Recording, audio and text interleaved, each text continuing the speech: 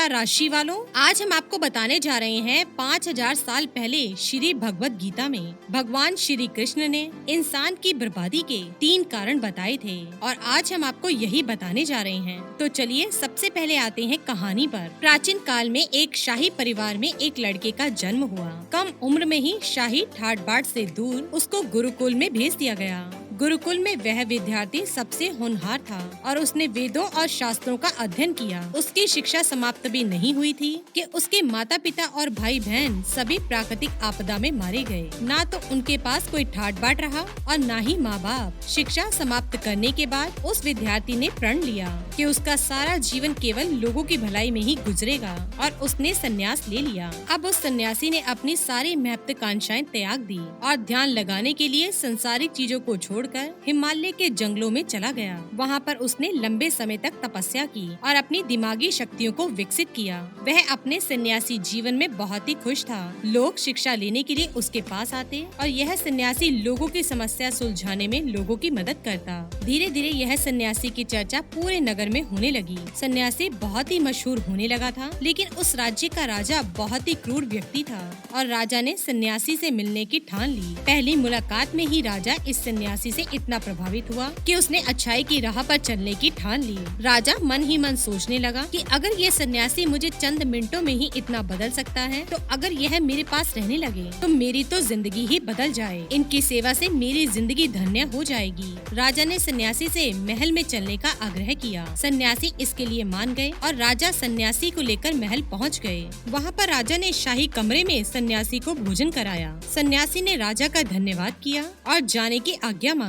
राजा ने कहा, आप हमारे बगीचे में हमेशा के लिए रह सकते हैं। मैं आपकी जरूरत की सभी वस्तुएं, खाना, रहना, कपड़े आदि का प्रबंध करवाता रहूंगा। सन्यासी ने राजा के प्रस्ताव को स्वीकार कर लिया। बगीचे में सन्यासी के लिए कुटिया बना दी गई। सन्यासी काफी साल वहीं रहे। राजा ने भी सन्यासी की खूब सेवा की। कुछ सालों बाद एक दिन राजा और रानी अचानक ही पड़ोस के राज्य में चले गए और एक सेवादार को सन्यासी की सेवा के लिए बोल गए, लेकिन सेवादार बीमार पड़ गया और अगले दिन से आया ही नहीं। सन्यासी को ना तो कोई भोजन देने वाला था और ना ही कोई सन्यासी की देखभाल करने वाला था। कुछ दिनों बाद जब राजा वापस लौटे तो सन्यासी ने राजा को खूब डांट लगाई और कहा, गैर जिम्मेदारी की भी हद होती है। जब तुम मेरी जिम्मेदारी उठा ही नहीं सकते थे तो ली ही क्यों? राजा ने सन्यासी से क्षमा मांगी और फिर भी सन्यासी ने राजा को काफी कुछ बोला। कुछ देर बाद मामला शांत हो गया। रानी भी ये सब कुछ सुन रही थी, परंतु शांत रही। कुछ दिनों बाद राजा को फिर से राज्य से बाहर जाना पड़ा और राजा ने रानी को निर्देश दिया कि जब तक मैं नहीं आता आप सन्यासी की जरूरतों का पूरा ध्यान रखिए। रानी हर रोज उचित पकवान बनाकर सन्यासी को भेज देती। एक दिन रानी नहाने के लिए गई और सन्यासी को भोजन देना भूल गई। सन्यासी ने बहुत इंतजार किया और जब भोजन नहीं आया तो सन्यासी सोच में पड़ गया। तो सन्यासी ने सोचा कि वो खुद महल में जाकर देखता है। तब सन्यासी की नजर रानी पर पड़ी। उसने रानी के अद्भुत रूप को देखा, जिसको देखकर सन्यासी चकित हो गया। रानी की सुंदरता सन्यासी के मन में घर कर गई। सन्यासी रानी की सुंदरता को भुला ना सका। वो खाना पीना छोड़कर अपनी कुटिया में ही पड़ा रहा। उसने अगले दिन भी कुछ नहीं खाया। सन्यासी बहुत ही कमजोर हो गया था। फिर कुछ समय बाद राजा वापस लौट आए। राजा को सन्यासी के हाल का पता चला। तब राजा सीधा सन्यासी के पास पहुंच गए। राजा ने सन्यासी से कहा, आप बहुत ही कमजोर हो गए हैं, पर गहरी सोच में भी डूबे हैं। क्या मुझसे फिर से कोई गलती हो चुकी है? फिर सन्यासी ने बताया, राजा, मैं आपकी रानी के अद्भुत सुंदरता के मुंह में पड़ गया हूँ और मैं रानी के बिना जिंदा नहीं रह सकता। राजा ने कहा, मेरे साथ महल में चलिए, मैं आपको रानी दे दूंगा। फिर राजा सन्यासी को लेकर महल में चले गए। रानी ने सबसे सुंदर कपड़े और गहने पहने हुए थे। राजा रानी के पास पहुँच गया और रानी से कहा, आपको सन्यासी की मदद करनी चाहिए। वो बहुत ही कमजोर पड़ गए हैं और मैं नहीं चाहता मैं किसी ज्ञानी पुरुष की हत्या का पाप अपने सिर पर लूं। राजा ने रानी से पूछा, क्या आप अपना पाप अपने सिर पर लेना चाहते हैं? सन्यासी आपकी अद्भुत सुंदरता के दीवाने हो गए हैं। रानी ने कहा, मैं समझ गई क्या करना है। और फिर राजा ने रानी को सन्यासी को सौंप दिया। सन्यासी रानी को लेकर जब कुटिया के दरवाजे पर पहुंचा, तब रानी ने सन्यासी से कहा, हमें रहने के लिए लिए घर चाहिए। सन्यासी तुरंत राजा के पास गया और कहा, राजा हमें रहने के लिए घर चाहिए। राजा ने उनके रहने के लिए घर का प्रबंध किया।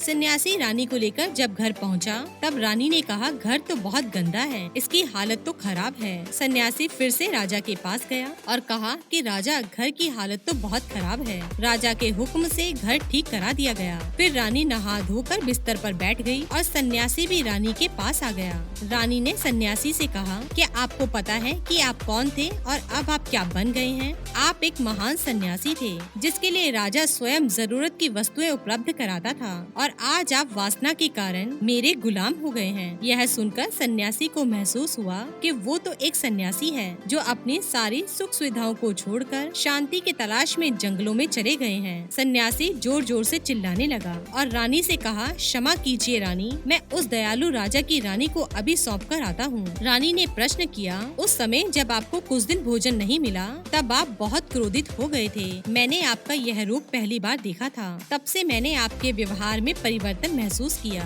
सन्यासी ने समझाया, जब मैं जंगल में था तब मेरे को समय पर खाना भी नहीं मिलता था, पर महल में आने के बाद मुझे सुविधाएं मिली और मैं मुंह में फंस गया। मुझे इनके प्रति लगाव उत्पन्न हो गया, फिर इनको पाने का लालच हुआ। जब मुझे यह नहीं मिली तो क्रोध उत्पन्न हुआ। सन्यासी ने बताया कि सच तो यह है कि इच्छा पूरी नहीं हुई तो क्रोध उत्पन्न होता है, क्यों नहीं पूरी हुई और पूरी हो जाए तो लालच बढ़ता है और हमें और चाहिए। और सन्यासी ने कहा, यही इच्छा की पूर्ति मुझे वासना के द्वार पर ले आई और मैं आपकी ओर आकर्षित हो गया। इसके बाद सन्यासी को समझ आ गया कि उनको जंगल में वापस लौटना चाहिए और उसने ऐसा ही किया। दोस्तों, श्रीमद् भागवत गीता के 16वें अध्याय में 21वें श्लोक में स्वयं भगवान श्री कृष्ण ने 3 द्वार बताए हैं और ये 3 द्वार हैं काम, क्रोध और लोभ। और दोस्तों, आज जितने भी क्राइम इस दुनिया में होते हैं और उनके पीछे यही 3 वजह है और जितना हो सके हमें इन तीनों से बचकर रहना होगा। अगर एक सन्यासी इसमें फंस सकता है और हम तो आम आदमी हैं। तो दोस्तों, जाना आपने बर्बाद होने के 3 कारण कौन कौन से हैं?